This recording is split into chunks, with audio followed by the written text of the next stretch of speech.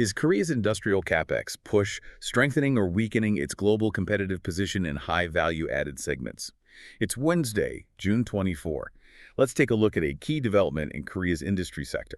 Right. So we are seeing massive structural pivots right now across the board. For example, 15 trillion won, which is roughly 10.7 billion USD, is LG Chem's R&D commitment through 2035, targeting semiconductor materials, mobility, and robotics. Oh wow, 10 billion. That is a massive shift. Yeah, it really is. They're like completely exiting the low margin chemical rat race, and you see the exact same aggressive pivot happening across hardware too. Right, like with memory chips. Exactly. I mean, Samsung Electronics delivers 10.8 gigabytes per second sequential read bandwidth with the new UFS 5.0 storage chip for on-device AI. Okay, let's unpack this for you. It's like a national level portfolio rebalancing, dumping low-yield commodities to double down on high-growth AI tech.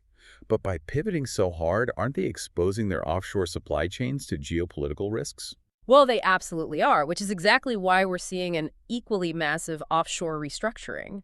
U.S. port fee escalation on Chinese-built vessels raised the urgency for Samsung Heavy Industries to build a non-China offshore production node in Vietnam following board approval earlier this year. Ah, so they are actively bifurcating production, Yeah. basically splitting their manufacturing into different locations to avoid getting hit by those escalating tariffs. Spot on.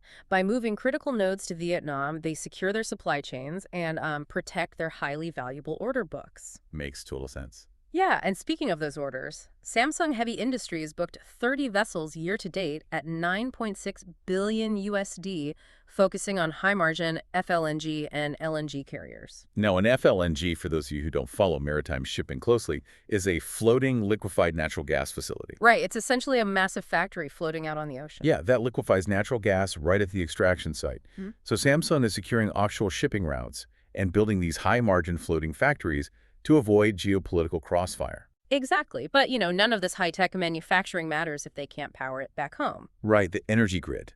To connect this directly to domestic AI infrastructure needs, tens of billions of won, roughly 15 to 65 million USD, is the value of Gaon Cable's new power infrastructure contract for an 80-megawatt data center in Gyeonggi Province.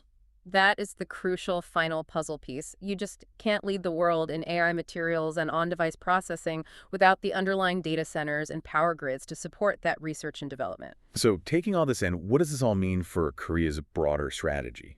LG Chem's 40% R&D step-up signals that Korea's largest specialty chemicals group is exiting commodity competition to bet its next decade on AI-adjacent materials. Simultaneously, Samsung Heavy's Vietnam pivot proves Korean industrials are successfully bifurcating production to protect their high-value domestic backlog from trade friction.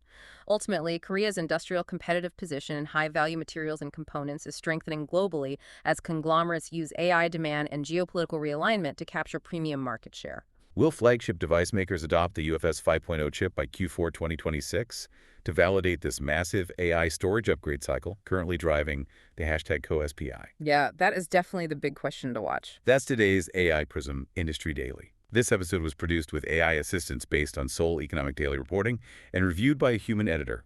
AI Prism is a One Eye for A award-winning series. We'll be back tomorrow.